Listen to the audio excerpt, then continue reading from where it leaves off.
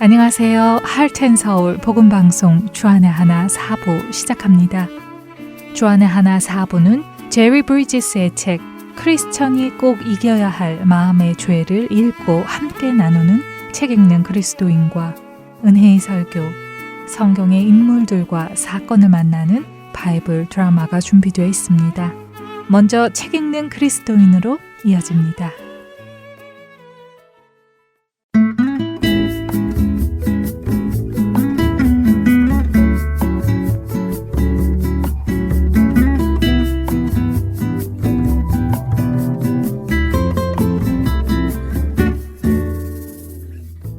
애청자 여러분 안녕하세요. 책 읽는 그리스도인 진행의 최강덕입니다. 삶 속에 용인하고 용납하고 있는 죄가 무엇인지, 그리고 그 죄들을 어떻게 다룰 수 있는지 그 방법을 배워보는 시간으로 제리 브리스 작가의 크리스천이 꼭 이겨야 할 마음의 죄라는 책을 나누고 있습니다.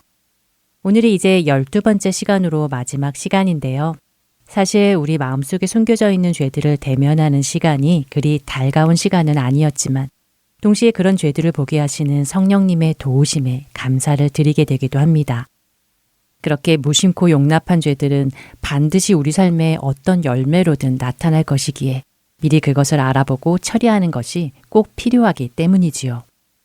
오늘 크리스천이 꼭 이겨야 할 마음의 죄 마지막 시간은 또 다른 죄를 이야기하기보다 이제 이 죄들을 어떻게 할 것인지 제리 브리지스가 우리에게 주는 마지막 메시지를 정리해서 소개시켜 드리려 합니다. 제리는 그의 책 마지막 챕터의 제목을 죄를 넘어 은혜로라고 했습니다. 제목만 들어도 소망이 생기지 않으시나요? 제리는 이렇게 마무리를 합니다. 지금까지 생활 속에서 우리가 묵인하는 여러 가지 교묘한 죄들에 대해 자세히 살펴보았습니다. 아마 간간히 고통스러우셨을 것입니다. 그런데 진심으로 고통스러우셨기를 바랍니다. 고통스러웠다는 것은 내 삶 속에 이런 죄가 있다는 것을 인정할 만큼 정직하고 겸손하다는 의미이기 때문입니다. 바로 여기에 우리의 소망이 있습니다. 하나님은 교만한 사람을 대적하시고 겸손한 사람들에게는 은혜를 주신다고 베드로전서 5장 5절은 말씀하십니다. 그렇기에 우리는 산상수훈을 시작하는 말씀에서 격려를 얻을 수 있습니다. 마음이 가난한 사람들과 슬퍼하는 사람은 자기 죄를 알고 있는 사람입니다. 그렇기에 이들은 온유하고 자비로운 태도로 남을 대하며 자기가 아직 도달하지 못한 의에 줄이고 목말라 하게 됩니다. 이러한 사람들의 태도는 교만하고 도덕적으로 우월하여 자기 의에 사로잡혀 있는 사람의 태도와 정반대이지요. 예수님은 자기 죄를 깨닫는 사람들에게 복이 있다고 하셨습니다. 앞서 여러분께 토마스 차머스의 새 사랑이 옛 사랑을 몰아낸다 라는 설교를 소개했었습니다. 그때 우리에게는 어떻게 하면 이 새 사랑을 더욱 깊어지게 할 수 있을까 하는 자연스러운 의문이 생겨났습니다. 그 답은 바로 우리가 여전히 죄 가운데 살고 있다는 사실과 바로 그 죄로 인해 죽어가는 우리를 위한 예수님의 사랑을 점점 더 깨달아 알아가는 것입니다. 그 깨달음이 깊어질수록 예수님을 향한 새 사랑 또한 깊어지게 되어 있는 것입니다. 예수님의 발을 닦은 여인과 그것을 불편하게 바라보는 바리새인 시몬 앞에서 예수님은 적게 용서받은 사람은 적게 사랑한다고 말씀하셨습니다. 반대로 생각해보면 많이 용서받은 사람은 많이 사랑한다는 말씀입니다. 토마스 차머스가 말한 새 사랑이 커지려면 복음에 계시된 우리를 위한 그리스도의 사랑을 점점 깊이 깨달아 알아야 합니다. 사도 바울은 우리를 위한 그리스도의 사랑이 우리를 강권하여 그리스도를 위해 살게 만든다고 고린도후서 5장 14절과 15절에 말씀하시지요. 세상에 대한 우리의 사랑을 몰아낼 만큼 강력한 그리스도를 향한 사랑이야말로 마음 깊은 곳에서 느껴지는 주님의 사랑에 대한 유일한 응답입니다. 그러므로 정직하고 겸손하게 우리의 교묘한 죄를 인정해야만 그 죄의 사함을 통해 우리에게 오는 사랑을 경험할 수 있습니다. 그러나 죄를 처리하기 위해서는 먼저 죄와 직면해야 합니다. 실제적인 의미에서 가장 흉악한 죄는 자기 삶 가운데 있는 교묘한 죄를 부인하는 죄입니다. 죄의 존재를 인정하기 전에는 죄를 처리할 수 없습니다.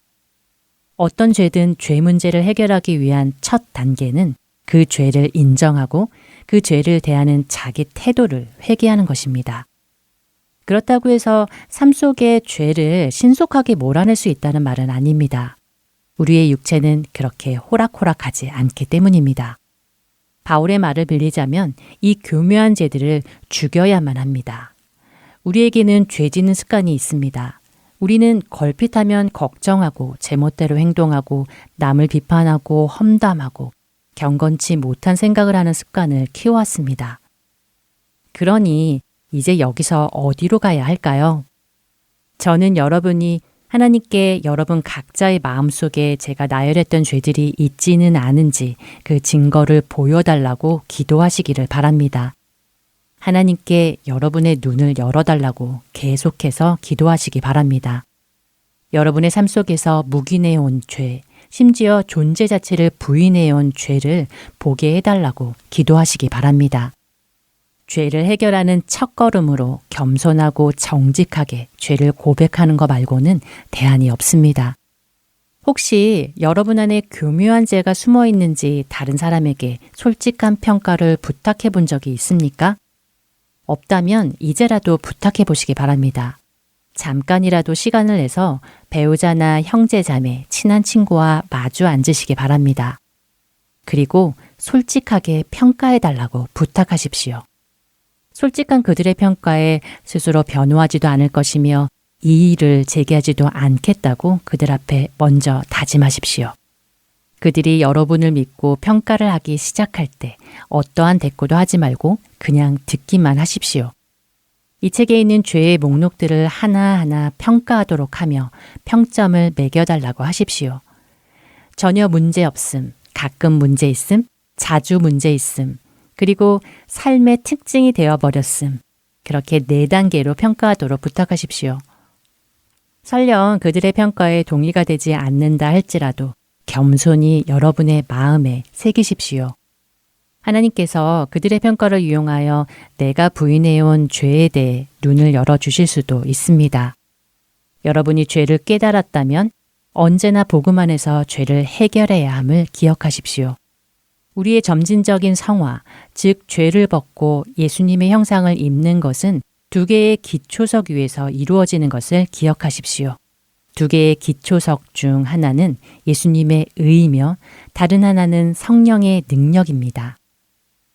우리가 하나님 앞에 서고 하나님께 받아들여지기 위해서는 언제나 예수님과 그분의 완전하신 의로우심을 의지해야 합니다.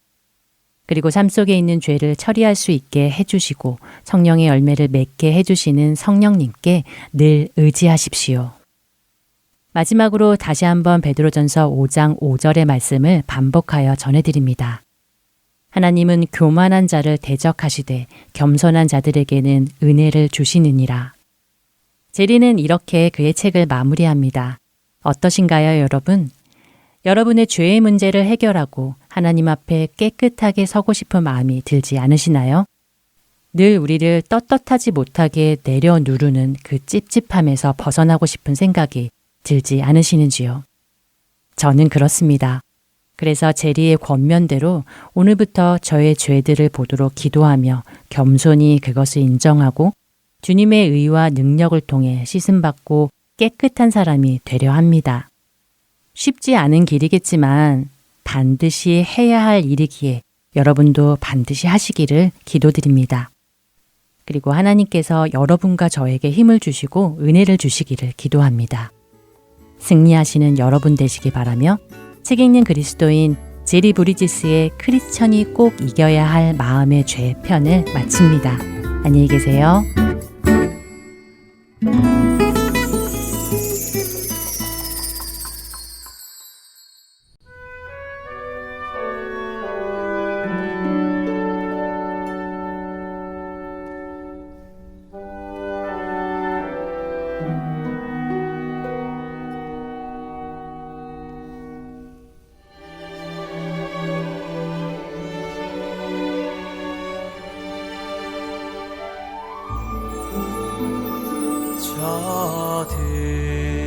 들밖에 한밤중에 양틈에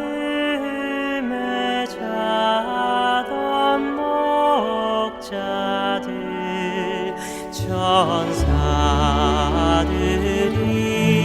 전하여 주 나신 소식 들었네. 노엘 노엘 노엘 노엘 이스라엘 왕이 나셨네.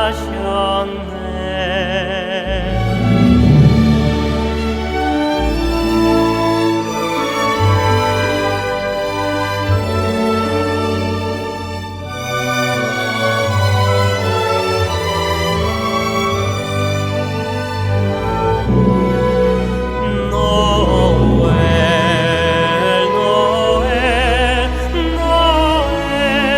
노엘 이스라엘 왕이 나셨네. 노엘 노엘 노엘 노엘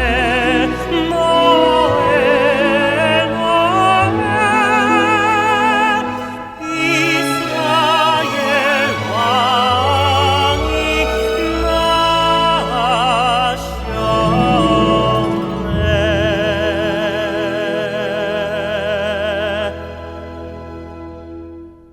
은혜의 설교로 이어드립니다. 오늘은 서울 오면동 교회 정준경 목사님께서 요한일서 4장 7절부터 12절까지의 말씀을 본문으로 사랑은 여기 있으니 라는 제목의 말씀 전해주십니다. 은혜 시간 되시길 바랍니다. 요한일서 4장 7절에서 12절입니다. 우리 한 절씩 교독하겠습니다. 사랑하는 자들아, 우리가 서로 사랑하자. 사랑은 하나님께 속한 것이니 사랑하는 자마다 하나님으로부터 나서 하나님을 알고 사랑하지 아니하는 자는 하나님을 알지 못하나니 이는 하나님은 사랑이심이라. 하나님의 사랑이 우리에게 이렇게 나타난 바 되었으니 하나님이 자기의 독생자를 세상에 보내심은 그로 말미암아 우리를 살리려 하심이라. 사랑은 여기 있으니 우리가 하나님을 사랑한 것이 아니요 하나님이 우리를 사랑하사 우리 죄를 속하기 위하여 화목제물로 그 아들을 보내셨습니다. 사랑하는 자들아, 하나님이 이같이 우리를 사랑하셨은즉 우리도 서로 사랑하는 것이 마땅하도다. 어느 때나 하나님을 본 사람이 없으되 만일 우리가 서로 사랑하면 하나님이 우리 안에 거하시고 그의 사랑이 우리 안에 온전히 이루어지느니라. 아멘. 이쯤 되면 우리는 한 해를 돌아보면서 내가 지금 어떻게 살고 있는지 자신의 삶을 성찰하게 됩니다. 여러분의 삶이 어떠했는지 궁금합니다. 올해도 저는 많은 장례식을 집례했습니다. 장례식을 인도할 때마다 그런 생각이 듭니다. 언젠가 나도 사진 속에 있겠지. 그리고 나의 장례식에 나를 기억하는 이들이 찾아와서 우리 가족들을 위로하겠지. 내 생의 마지막 순간에 나는 어떤 생각을 하게 될까? 지나온 삶들을 기뻐하면서 흐뭇해할까? 아니면 아쉬워하면서 안타까워할까? 언젠가 그날이 올 텐데 나는 어떻게 살아야 할까? 우리 삶을 향한 하나님의 뜻은 분명합니다. 제가 자주 말씀드리는 내용이죠. 요한일서 3장 23절 우리 같이 읽겠습니다. 시작. 그의 계명은 이것이니 곧 그 아들 예수 그리스도의 이름을 믿고 그가 우리에게 주신 계명대로 서로 사랑할 것이니라. 하나님의 뜻은 분명해요. 두 가지예요. 하나님의 아들 예수 그리스도의 이름을 믿는 것. 이름을 믿는다는 것, 예수님을 믿는다는 것이죠. 우리를 향하신 하나님의 계명은 예수님을 믿고 예수님이 우리에게 주신 계명대로 서로 사랑하면서 사는 것. 올 한 해를 되돌아보면서 나는 예수님 믿고 살았나, 돈이나 권력이나 세상의 성공을 믿고 살았나. 나는 하나님을 사랑하고 이웃을 사랑하면서 살았나. 아니면 이기적으로 나 자신만을 생각하면서 살았나. 그것이 우리의 삶에 평가하는 기준이 되겠죠. 마지막 순간에 나는 무슨 생각을 할까? 나는 무엇을 흐뭇해하고 무엇을 안타까워할까? 좀 더 많이 사랑했어야 하는데, 좀 더 많이 사랑으로 섬기면서 살았어야 하는데, 이것을 아쉬워하지 않을까요? 왜 예수님을 믿으라고 하나님은 말씀하시는가? 요한복음 3장 16절이죠. 누구든지 예수님을 믿으면 멸망하지 않고 영생을 얻을 수 있기 때문이에요. 착하게 살아서 천국에 갈 수 없어요. 공부 많이 해서 천국 입학 시험에 통과할 수 없어요. 다른 이로서는 구원을 받을 수가 없어요. 하나님께서 주신 유일한 구원의 길은 우리 죄를 위해서 십자가에 자신의 생명을 바쳐 우리 죄를 대신해서 하나님의 형벌을 받으신 예수 그리스도를 믿는 거예요. 왜 하나님께서 하나님의 아들 예수 그리스도의 이름을 믿으라고 하는가? 예수 그리스도를 믿음으로 멸망하지 않고 영생을 얻을 수 있기 때문이에요. 그리고 예수님을 믿은 성도들은 어떻게 살아야 하는가? 서로 사랑하면서 살아야 한다고. 특별히 요한 1서에서는 서로 사랑하라는 말씀을 계속 반복해요. 오늘 본문은 세 번째예요. 2장에서 3장에서 이미 우리가 서로 사랑해야 된다고 권면했어요. 그리고 본문에서 서로 사랑해야 된다고 다시 세 번째 권면하고 있어요. 요한은 하나님의 뜻을 정확하게 알았어요. 그래서 요한 1서에서 하나님의 계명은 이 두 가지라고. 하나님의 아들 예수 그리스도를 믿는 것과 예수님이 우리에게 주신 계명대로 서로 사랑하면서 사는 거라고. 예수님의 경고를 기억하면 두려운 부분이 뭐냐면 많다고 그랬어요. 그럴 사람이 많을 거야.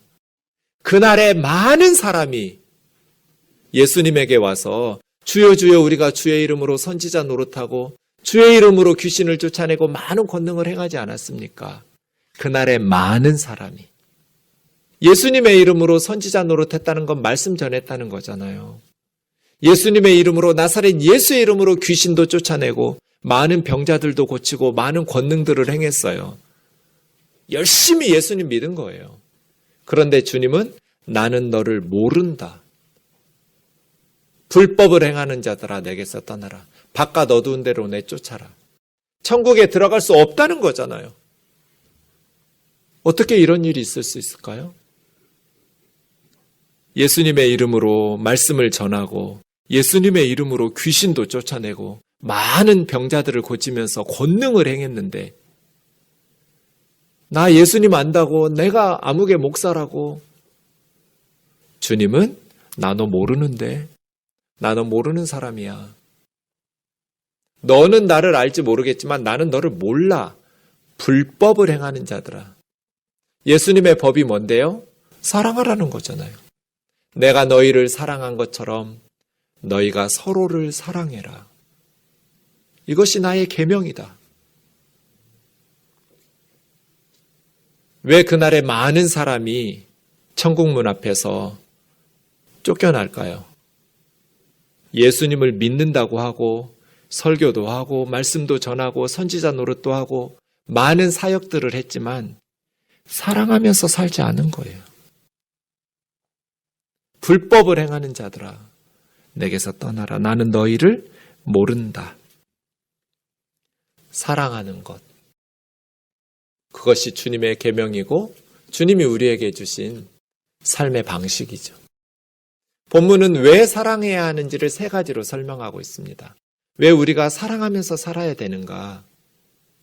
첫 번째는 하나님은 사랑이시기 때문이에요. 두 번째는 하나님의 선물 때문이에요. 하나님이 우리를 독생자 예수 그리스도를 선물로 주시면서 사랑하셨기 때문에 우리도 사랑하는 것이 마땅하다는 거예요.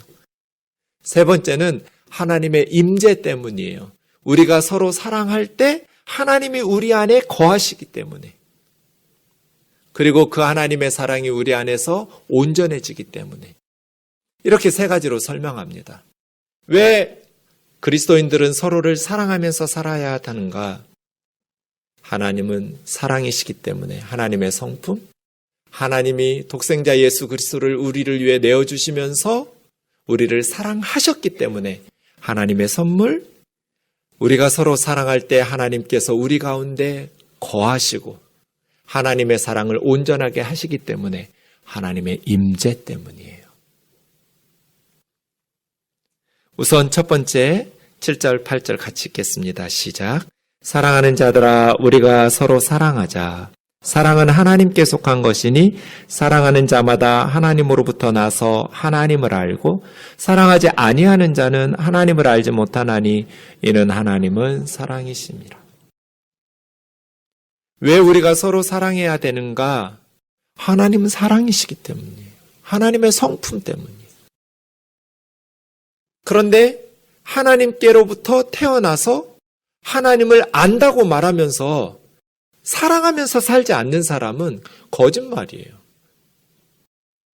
사랑하지 아니하는 자는 하나님께로 태어난 하나님의 자녀도 아니고 하나님을 아는 것도 아니다.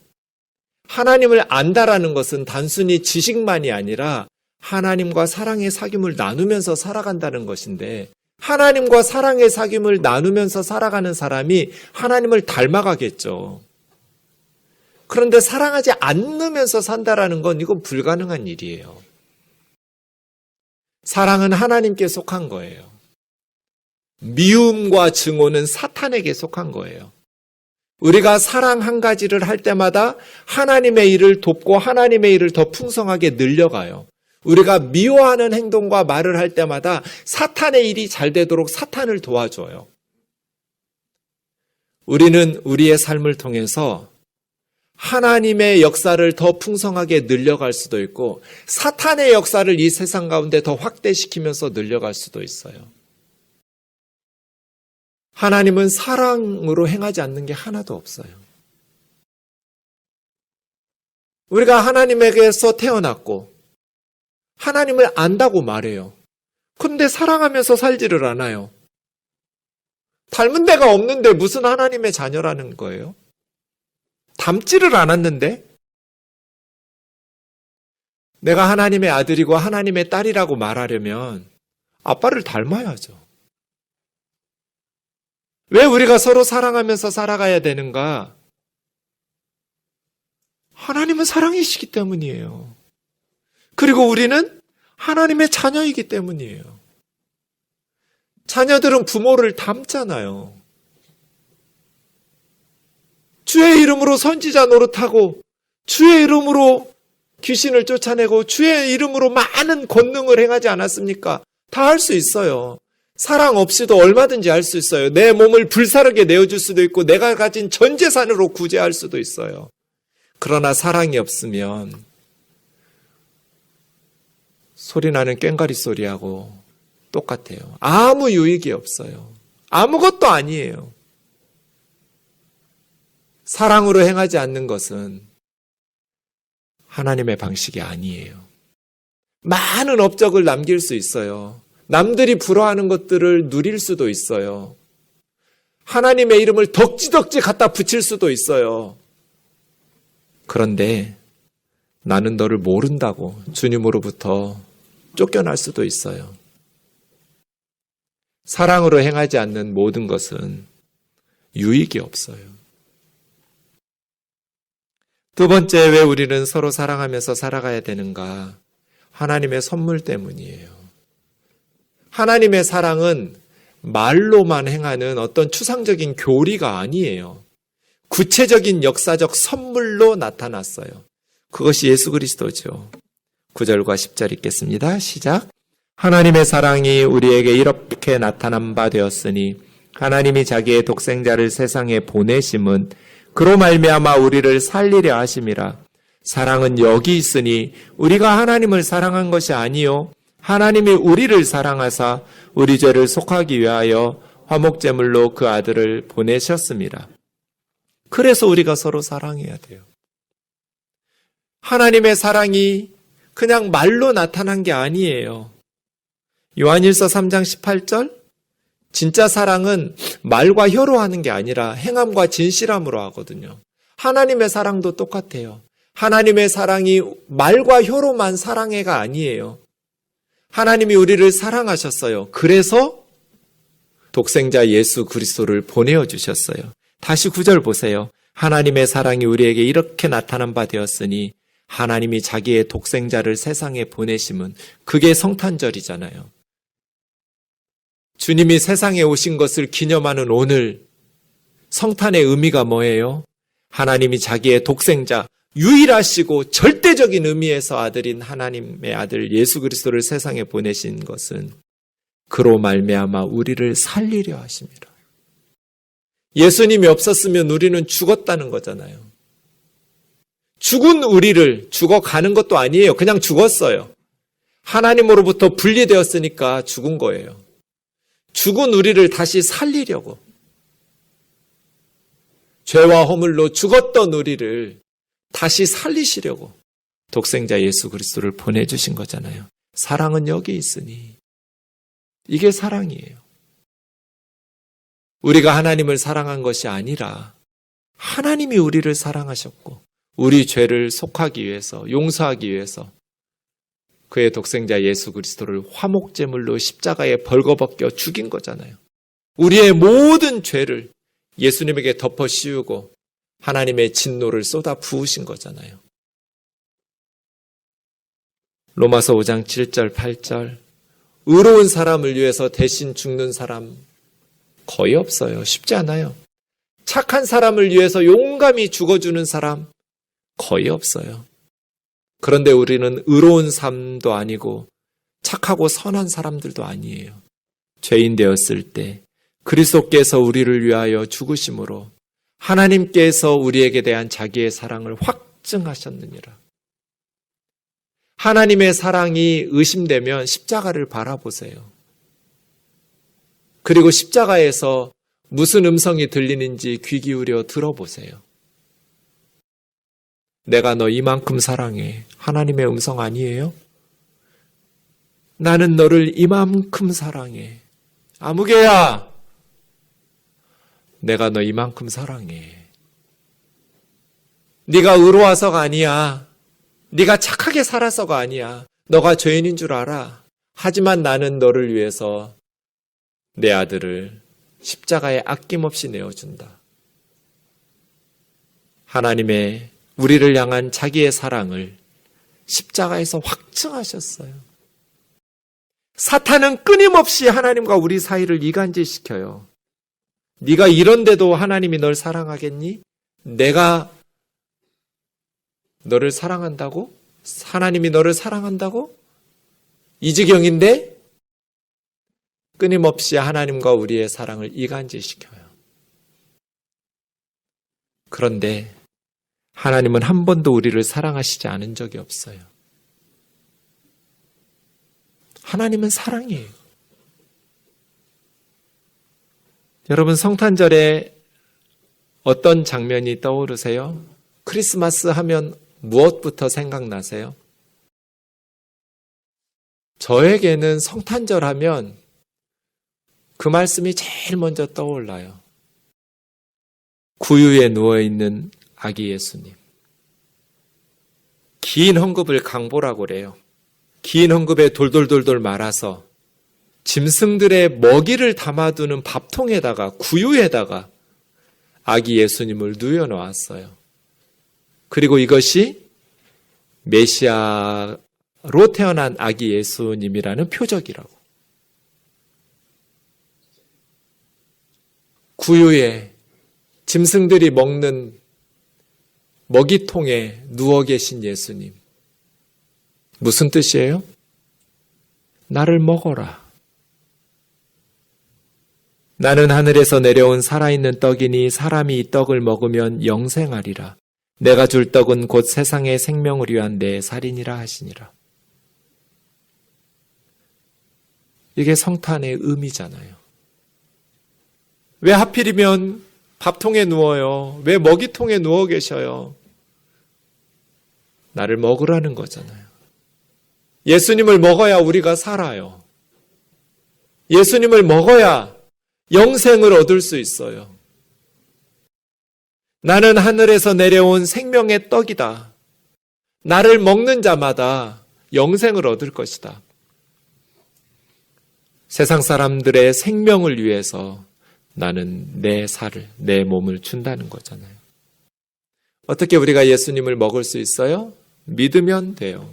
예수님을 믿을 때 예수님이 우리 안에 들어오시니까요. 믿어라, 그러면 먹은 것이다. 예수님은 우리를 살리시려고 우리에게 생명의 양식이 되어 세상에 오신 거잖아요. 하나님이 이렇게 우리를 사랑하셨어요. 우리가 누군가를 얼마나 귀하고 소중하게 여기고 사랑하면 우리 아들이나 딸을 대신 죽으라고 내주겠어요? 제가 늘 말하잖아요. 저는 제 자신을 여러분을 위해서 줄 수 있다고. 근데 내 아들은 절대로 못 준다고. 꿈도 꾸지 말라고. 안 줘요. 왜 줘요, 제가? 우리 아들을. 그런데 하나님 주셨잖아요.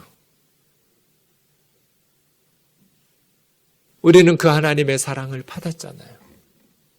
그래서 우리가 서로 사랑하는 것이 마땅하도다. 하나님의 선물 때문에 그리스도인들은 사랑하면서 살아야 돼요. 성탄절의 가장 큰 선물은 구유에 누이신 아기 예수님이죠. 양말 속에 들어있는 세상의 장난감이 아니에요. 마지막 세 번째, 그리스도인들은 왜 사랑하면서 살아야 하는가? 하나님의 임재 때문이에요. 마지막 11절, 12절 같이 읽겠습니다. 시작. 사랑하는 자들아, 하나님이 같이 우리를 사랑하셨은즉 우리도 서로 사랑하는 것이 마땅하도다. 어느 때나 하나님을 본 사람이 없으되 만일 우리가 서로 사랑하면 하나님이 우리 안에 거하시고 그의 사랑이 우리 안에 온전히 이루는지라. 아멘. 하나님이 지금도 우리를 사랑하고 계세요. 그런데 왜 그리스도인들이 하나님의 사랑을 느끼지 못할까요? 하나님이 우리를 극진히 사랑하시는데 왜 우리는 하나님의 사랑을 누리지 못할까요?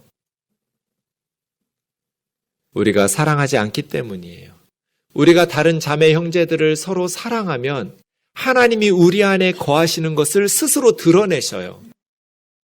근데 사랑하지 않기 때문에 하나님이 우리 안에 거하시고 하나님이 우리를 사랑으로 함께하고 계신다라는 것을 느끼지 못하는 거예요.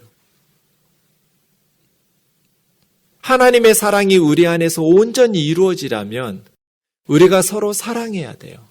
하나님의 사랑은 어마무시해요. 그런데 손바닥이 마주쳐야 소리가 나잖아요. 하나님이 우리를 엄청나게 사랑하시는데 우리가 마주치지를 않으면, 우리가 사랑하지를 않으면 우리 삶 속에 하나님의 사랑이 온전해질 수가 없어요. 하나님의 사랑은 의심하지 않아도 돼요. 우리가 서로를 사랑할 때 하나님의 사랑이 우리 안에서 온전해져요. 손바닥이 마주쳐야 소리가 나요.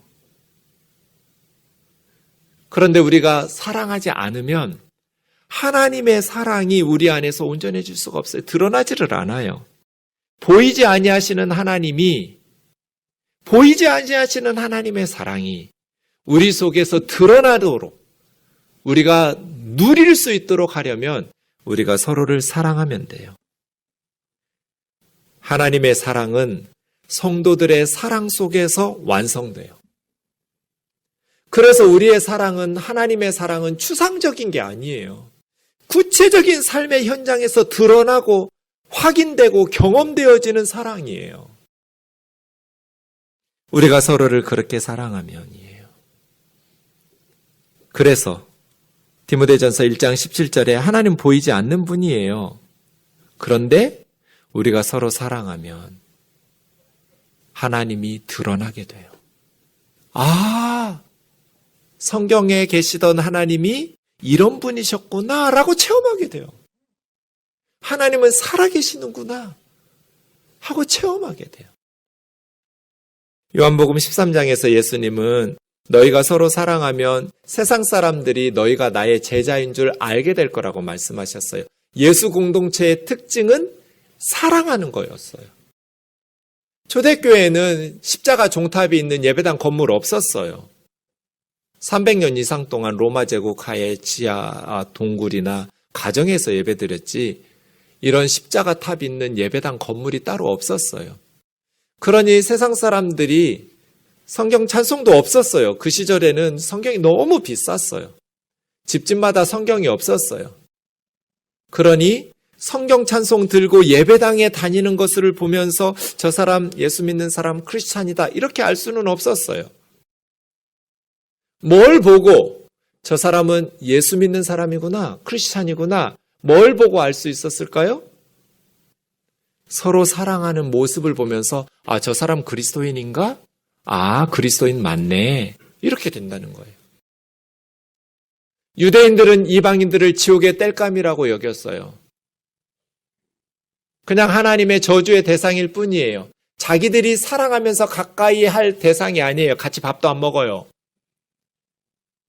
그런데 그리스도인들은 같이 유대인이든 이방인들이든 서로 사랑하면서 사는 거예요. 초대교회에는 여자들은 사람이라고 생각 안 했어요. 그냥 그 시절에는 남자와 동등하다고 생각을 안 했어요. 그것이 계속 중세시대 근대까지 이어져서 여성들을 남자와 동일하게 존중하면서 똑같이 인간 대접한 건 얼마 안 돼요. 미국 청교도들이 세운 나라라고 할지라도 여자들은 흑인 남성들보다도 한참 후에 투표권을 행사했어요. 흑인 남자들에게는 투표권을 주었는데 백인 여성들에게는 투표권을 안 줬어요. 사람이라고 인정 안 한 거예요. 한참 후에야 여성들에게 투표권을 주었어요. 얼마 안 돼요. 그런데 교회에는 그리스도 예수 안에서는 남자와 여자가 동일하다고, 하나님의 형상이라고, 자매 형제라고 사랑하는 거예요. 로마 제국 시대에는 노예는 짐승이에요. 사람 말귀 알아듣는 돈 주고 사고 파는 짐승이지 사람 아니에요. 그냥 재산이에요. 그런데 크리스찬들은 그 노예들을 자매 형제로 사랑으로 돌보는 거예요. 아, 저렇게 사는 것을 보니 저 사람은 크리스찬인가? 알고 보니 크리스찬이에요. 너희가 서로 사랑하면 사랑할 수 없는 사람들을 사랑하는 거예요. 상종하지 않는 사람들을 사랑으로 돌보는 거예요. 그 모습을 보면서 세상 사람들이 예수의 제자들인가? 아, 예수 믿는 사람들이구나. 믿지 않는 세상 사람들이 우리의 무엇을 보고 우리가 그리스도인인 줄 알까요? 저 집 사람들은 일요일이면 성경 찬송 들고 교회 가기 때문에 예수님이 기대하는 제자의 모습은 사랑하기 때문이에요. 사랑하기 때문에. 사랑하는 자매 형제 여러분, 우리가 말과 혀로만 사랑하지 말고 행함과 진실함으로 사랑합시다. 행함과 진실함이 없는 말과 혀로만 하는 사랑을 거룩한 헛소리라고 그래요. 그런데 이 거룩한 헛소리가 스스로를 속여요. 자기가 사랑하는 줄 알아요. 맨날 사랑한다고 말하니까. 사랑은 립 서비스가 아니에요. 말과 혀로만 하는 게 아니에요. 말과 혀로도 필요하죠. 그런데 말과 혀로만 사랑하는 건 사랑하는 것이 아니에요. 하나님이 우리를 사랑하셨어요. 그래서 독생자 예수 그리스도를 세상에 보내주셨어요. 우리를 살리시려고. 우리가 다른 사람들을 사랑한다면 그래서 행함과 진실함이 있어야죠. 그래서 여러분 교회를 위해서 뭐 하고 있어요? 괜히 담임 목사님한테 뭐 맛있는 거 사주려고 하지 마세요. 그거 교회 사랑하는 거 아니에요. 우리 여전도에 처음 생겼을 때 제 생일 잔치 한다고 10,000원씩 돈 걷어가지고 제가 뭐라고 했어요. 다시 돈 돌려주라고. 내 생일에 한 여자만 고생하면 된다고. 미역국 끓이고 반찬 준비해서 우리 가족들 먹으면 되지. 왜 담임 목사 생일인데 많은 사람들이 고생을 해야 돼요?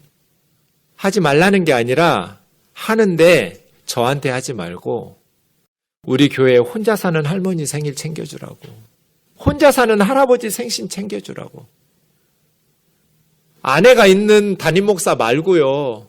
남편 없고 자식 찾아올 없는, 자식들 없는 그러한 교우들 우리 여전도에서 만 원씩 좀 내자 해서 따뜻한 밥 한 끼라도 해드리고 케이크라도 사드리자. 그게 교회 사랑하는 거예요. 저 지금 사업하고 있잖아요. 복음 유통업. 복음 유통업이 잘 되려면 어떻게 해야 되겠어요? 담임 목사 떠받들고 그거 교회 사랑한다고 그러고 사랑을 행함과 진실함으로 한다고 그딴 짓 하지 말고 안 믿는 사람들이 손가락질 하잖아요. 여러분 주변에 있는 이웃들, 직장 동료들 그 사람들에게 선물하라고요. 그래야 우리 교회의 복음 유통업이 잘 될 거잖아요. 교회에다가만 하려고 하지 말고 그래서 11조 꼭 하세요. 그런데 교회에다가 안 해도 돼요. 여러분 주변에 눈물나게 힘겹게 살아가는 사람들 그 사람들 도우라고요. 그 사람들을 행함과 진실함으로 사랑하라는 거잖아요. 예수원을 설립한 토레이 신부님의 말씀. 성경을 번역하는 방법은 많다.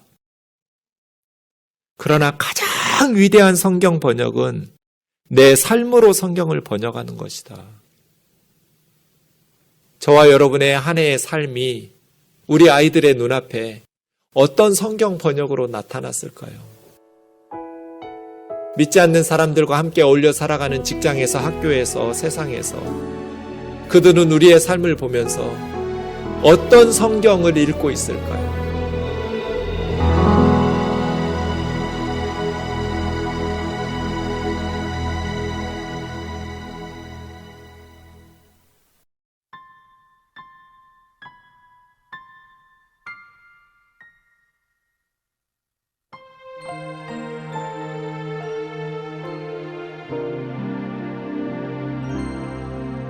오 베들레헴 작은 곳 너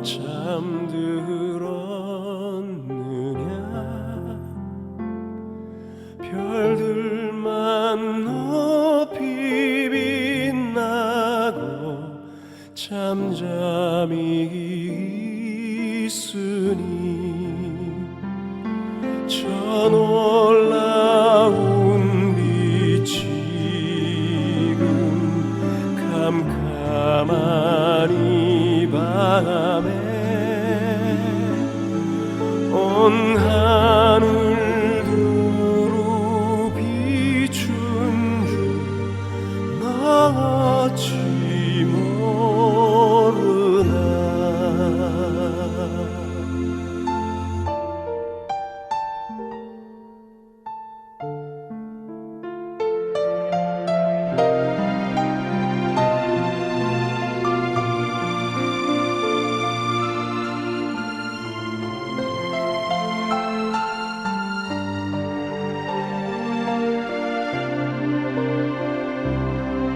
온 세상 모든 사람들 잠자는 동안에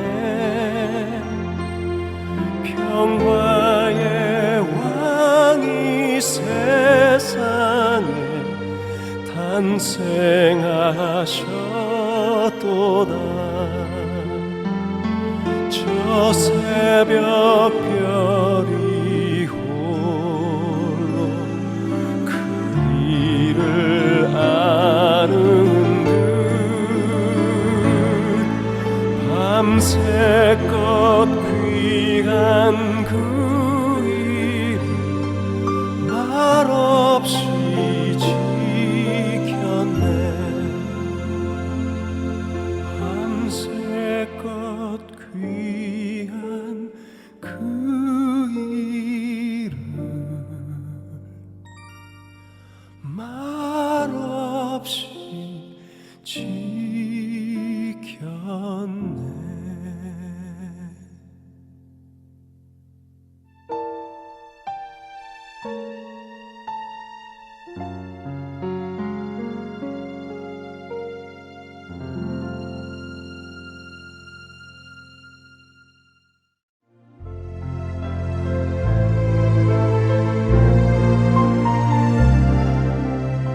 안녕하세요. 저는 뉴저지에 사는 애청자이며 봉사자인 권현숙입니다.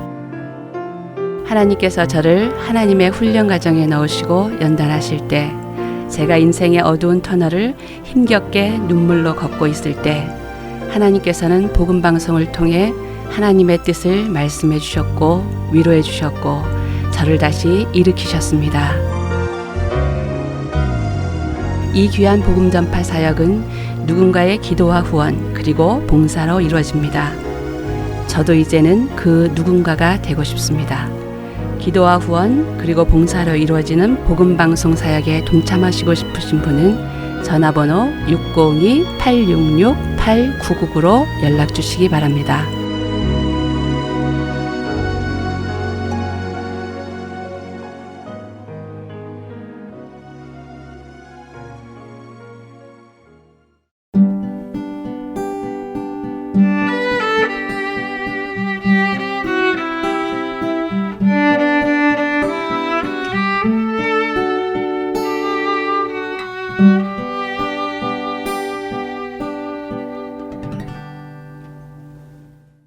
성경 속의 인물들과 사건을 만나는 바이블 드라마로 이어집니다.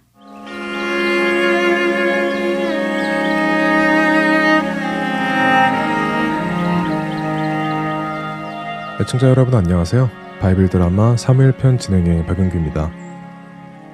늘 하나님을 찾던 다윗이 모든 것이 평안해지자 하나님을 찾지도 않게 되었고, 자신을 위해 전쟁에 나간 장군의 아내를 자신의 욕심을 채우는 데 이용해 버렸습니다.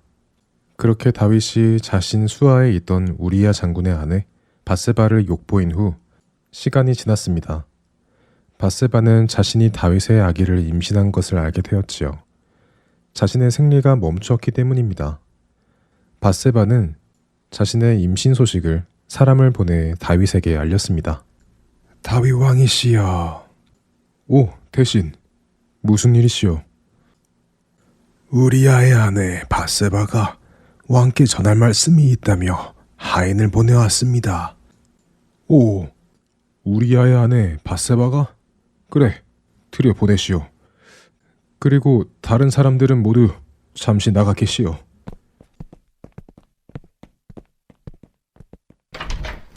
그래, 자네의 주인 밧세바가 무슨 소식을 전하라고 하더냐? 아, 네. 말씀드리기 황공하옵니다만 밧세바 마님께서 임신을 하셨다고 전해달라 하셨습니다. 뭐? 임신? 아니, 그게 정말이냐? 어느 안전이라고 거짓말을 하겠습니까? 그래, 알겠다. 알겠으니 물러가거라. 가서 내 주인 마님 밧세바에게 내가 잘 처리할 테니 걱정 말고 있으라고 전하거라. 네, 알겠습니다. 밧세바의 하인이 떠나자 다윗은 고민합니다. 이를 어쩌나. 남편이 전쟁터에 가 있는 동안 임신을 했으니 필시 이것이 알려지면 그녀가 가늠한 것이 밝혀져 그녀는 돌에 맞아 죽게 될 테고, 같이 간음을 한 나도 죽어야 할 텐데, 이걸 어쩐다. 고민을 하던 다윗은 한 가지 묘책을 생각해냅니다. 그래, 전쟁에 나가 있는 우리아를 급히 데려다가 밧세바와 동침을 하게 만들면 되겠구나. 그러면 나중에 아이를 낳아도 우리아는 자신의 아기라고 생각할 테고, 그러면 조용히 이 문제는 해결이 되겠군. 역시 난 지혜롭다니까. 다윗은 즉시 전쟁에 나가 있는 요압 장군에게 전령을 보냅니다.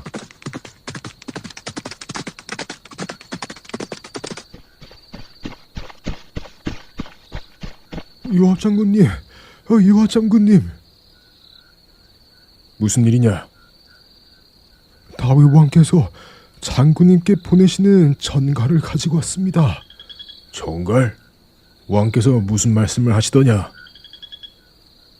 아이고, 네, 그 다윗 왕께서 햇사람 우리야 장군을 즉시 예루살렘으로 보내달라고 하셨습니다. 우리야 장군을. 무슨 일이지? 어쨌거나 알겠다. 요압 장군은 우리야 장군을 찾아 급히 예루살렘에 있는 다윗 왕에게 보냅니다.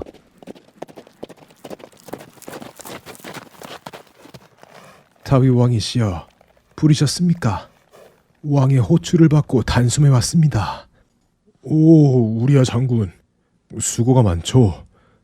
고생이 많습니다. 고생이라니요. 다윗 왕과 하나님을 위해 당연히 해야 할 일을 할 뿐입니다. 역시 자네는 믿음직하구만. 그래, 어서 앉게나. 내 자네의 중정에 보답하고자 잔치를 마련했네. 자, 어서 먹고 즐기도록 하게나. 참, 요압 장군은 별일 없는가? 암몬과의 전쟁은 어떻게 되어가고 있는가? 네, 전쟁은 아직 큰 진전은 없습니다. 암몬이 성 안에 들어가서 문을 꼭 잠그고 일절 나오지 않기 때문입니다. 그러나 요압 장군님께서 말씀하시기를 성 안에 있는 음식이 곧 떨어질 테니 그때가 되면 스스로 문을 열 것이라고 하셨습니다. 그때 공격하기 위해 힘을 아끼고 있습니다. 오, 정말 요압 장군은 머리가 좋군. 그래. 내 이 기쁜 소식을 들으니 정말 즐겁군. 자, 어서 내가 주는 이 술잔을 받고 마음껏 마시도록 하게나. 감사합니다, 왕이시여. 다윗은 사실 전쟁에 관심 있는 것이 아니었습니다. 우리아에게 술과 음식을 먹이고 또 칭찬을 하여 기분이 좋도록 만들어서는 집에 가서 아내 밧세바와 동침하도록 하기 위해 분위기를 만들 뿐이었지요. 어느 정도 우리아의 기분이 좋아진 것 같자 다윗은 그를 물러가도록 합니다. 자, 전쟁터에서 오느라 피곤할 텐데 이제 그만하고 오늘은 모처럼 집에 가서 아내와 함께 푹 자도록 하게나. 다윗의 말에 우리아는 왕궁을 나옵니다. 이제 그는 어디로 갈까요? 바이블 드라마 사무엘편 다음 시간에 뵙겠습니다. 안녕히 계세요.